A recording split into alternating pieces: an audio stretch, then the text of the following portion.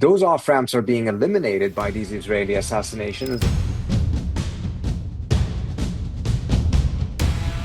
Well, the Israelis have an absolute interest in continuing this war almost as long as possible. These assassinations may be part of that plan.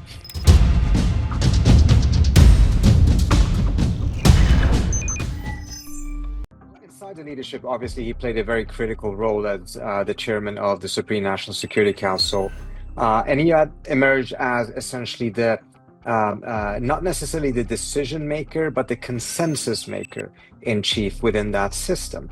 But already since the June war, they had put in place replacements for everyone 5 lines down because of an awareness, of course, that the Israelis would try to cause the regime to implode through these type of decapitation strikes. That doesn't mean, however, that his personal capacity, etc., he wasn't a unique figure and played a critical role. But I think the main outcome of this is not that this is going to impact the Iranian government's ability to continue the war, but rather the off-ramps for Trump to be able to find someone to, at some point, negotiate with, someone who has the ability to bring the rest of the Iranian system with him.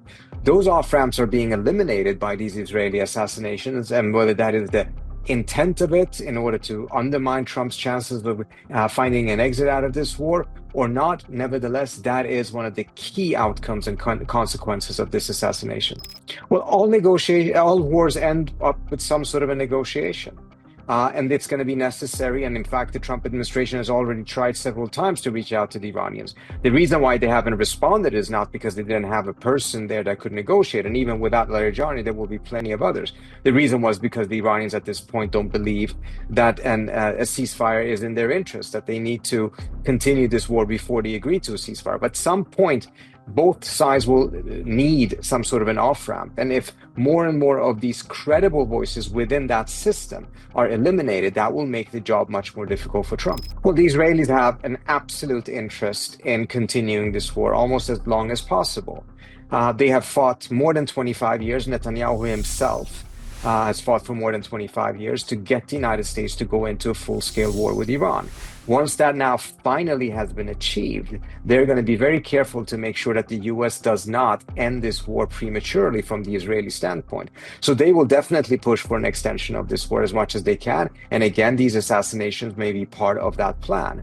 What the Israelis believe that they're achieving is the destruction of Iran's industrial capability, its military as well as economic and political capabilities. They're trying to set back the country decades. They do not care. It's not of their interest what kind of a regime follows this one, or even if this one remains in place. What they're looking for is to make sure that Iran does not have the capability of posing any form of a challenge to Israel's desire to be the dominant power in the Middle East. And that, in their view, is being achieved, even though the United States is not achieving any strategic goals with this war.